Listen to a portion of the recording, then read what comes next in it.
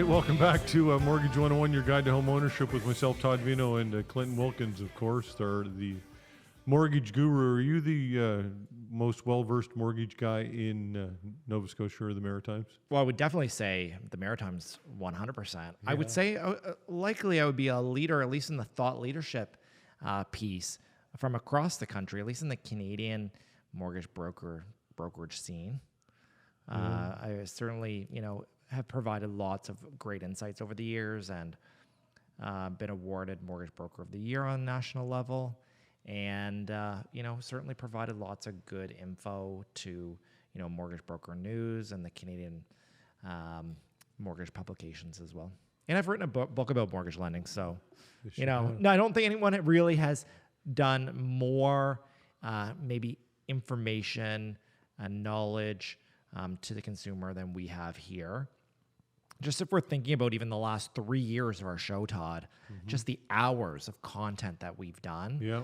I don't know if anyone's really done this level, at least in the broadcasting realm. Yeah, exactly. All right, so in the previous segment, we were talking about pride and home ownership, and I thought it was interesting that the dynamic between the lenders is something that borrowers are so intensely interested in, which kind of surprised me, actually. So I wanted to revisit that. Basically, that's about, in some way, they view that as part of the risk file, right? Yeah, I think the relationship with the borrower is just so important. And, it could be as simple as, a mother-daughter. It can be two friends buying a home together. It can be spouses buying a home together. There's a couple important things to think about there, and it's about the risk tolerance of the lenders. Part of the risk tolerance is what do they think, what will happen if one borrower may be taken out of the situation? Can they still afford to pay the mortgage? Does that put, the lender at a higher risk? And sometimes they view, unmarried people, as, archaic as this may seem, less favorable than they do as, the typical heteronormative husband-wife combination. Nuclear family. Exactly. Yeah. As we all know, that's just as challenging, if not more yeah. than, same-sex couple or mother-daughter or two friends. So many heteronormative relationships end in divorce and breakups. I mean, just like every relationship does. But we certainly still get the questions on what's the relationship with the borrowers, and then the lender decides, if that's within their risk tolerance or not.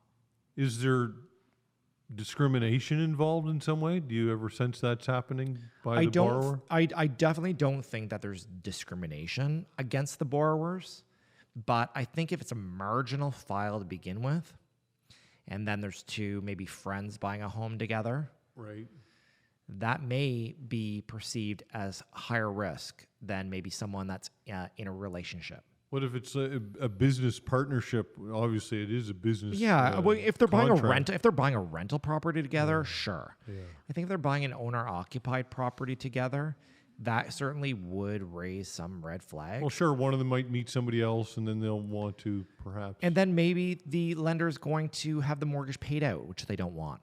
Or maybe the other borrower may be at a higher risk and they don't want that. So, I think every file is different. And I think that's what makes mortgage lending kind of interesting. Every file is like a snowflake. And, we can mitigate some of those challenges, but also present the file in the best possible light when we submit it, to a lender. How do you do that? How do you submit it in the best Well, possible we look light? at their income, their assets, and their credit. And it's also about setting the file up correctly. And, I think it's about asking the right questions up front, and we just don't throw things at the wall and see if it's going to stick. We really want to ask all the information and provide a really good and complete file when we submit it for approval, because it's a lot easier to get it submitted right the first time. We always kind of refer to this as first time right, than it is to go back and make multiple changes. The other important thing to think about, and I think we might have talked about this a little bit before, Todd, but I want to touch on it. Based on people's marital status, it can impact, there can be some legal implications. In Nova Scotia, the Matrimonial Property Act applies. It applies to married people, so if you're on title or not on title, you still have the same rights to the matrimonial home. And people that are domestic partners in the province of Nova Scotia get those same rights. So a domestic partner is someone who would go down to Service Nova Scotia and register as a domestic partner. Some people perceive themselves to be common law if they file their income tax together. And federal common law, I'm going to use this very air quotey, quote unquote, is different than being a registered domestic partner in Nova Scotia. So I think you should definitely get some legal advice around that. And there's a couple different ways you can take the deed. You can take the deed as joint tenants or tenants in common. And that can definitely have different financial outcomes down the road if someone were to pass away, and where would their interest then go in that property. So the lenders ask these questions, and I think most lenders, if two borrowers are buying a property together, regardless of their marital status, sexual orientation, any of this stuff, they normally always want the deed to be taken as joint tenants, because then the interest would then go to the other person if they were to pass away. Okay, interesting topic though. Things that again, you don't even really think about mortgage lending. You don't think of these things, right? But it's part of it's a really integral part of the application, the dynamic between who's borrowing. Exactly. So important for sure. Okay. Let's pivot and start talking a little bit about lumber prices. And again, this may spill over into our next segment depending on how long this takes. But we know that lumber prices went up exponentially over the last year, and because of a lot of variety of reasons. COVID certainly is a main reason. It has been very, very challenging for builders and for people who are buying new construction homes. We've seen some major, major delays, but also price increases, which have been so challenging. So I think, certainly there's been some great news about the lumber costs coming down, but I've heard even, other construction materials have come maybe slightly more in line over the last couple weeks and months. So, that's certainly positive. We're hearing some reports of buyers who had entered into purchase agreements with builders that have been kind of hit with some major price increases kind of at the end when they're ready to close on their new home. So that's not great news for us, especially if we had the borrower, because then we have to go back to the lender and try to, explain a big price increase if they're willing to kind of eat that.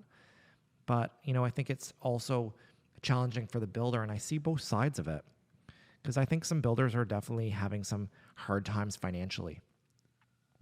Imagine if, the prices do increase, but you don't increase the cost of your end product. Yeah. Someone has to eat that cost. Yep. It's either the buyer or it's the seller, and in this case, it's the builder.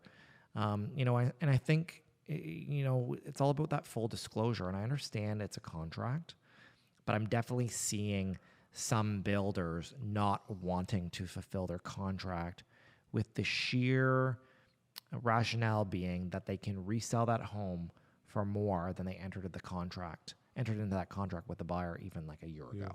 So, well, anecdotally, I'm doing my roof in my home in Spryfield, and I'm doing it myself, perhaps foolishly at 52. Maybe it's time to slow down a little bit. Get on that roof. Why not, Todd? As long as you can show up and be on the radio. Right, there you go. But I bought some 1.25 inch galvanized nails, and it wasn't a big. It was $25. It was one pouch, and I put on 5 bundles or something like that, and not all that long ago, you could buy a 50-pound box of nails for not much more than that. So prices are, it is a challenge. It's still remaining a big challenge, though, right? Yeah, it's certainly still a challenge, and we're hearing, reports from, both sides of that transaction. And, I think that things are going to re-normalize in terms of the, the costs of construction materials. It's going to take some time. It's not just that there was supply chain issues. I think there was increased demand, Todd. Yeah. Increased demand from builders and increased demand for people that were renovating their existing homes.